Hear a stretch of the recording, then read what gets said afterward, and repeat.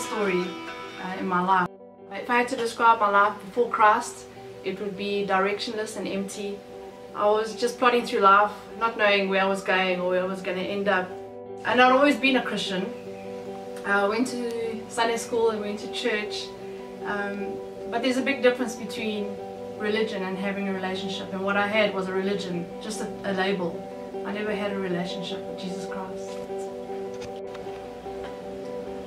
Now I finished my matric with an exemption, but I didn't pursue any studies because I was too involved with my boyfriend, and finances played a small part. I got involved with drugs and alcohol and parties, and my poor parents, I was so rebellious, especially my dad. Really felt bad about that. I had Daniel when I was 23, and when he was 1, we got married, and then Leah came along.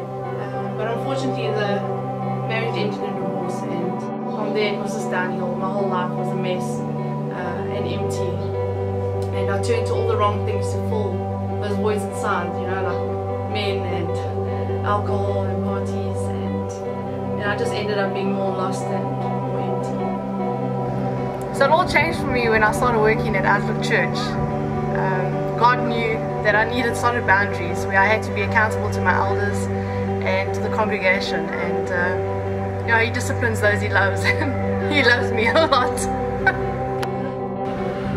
So through serving the church, my elders, God started to massage his love into my heart, and I remember there was a time when I struggled to accept it, because how could this holy, righteous God love me after all the things I had done? You know, he was relentless. He just kept on going and wooing my heart.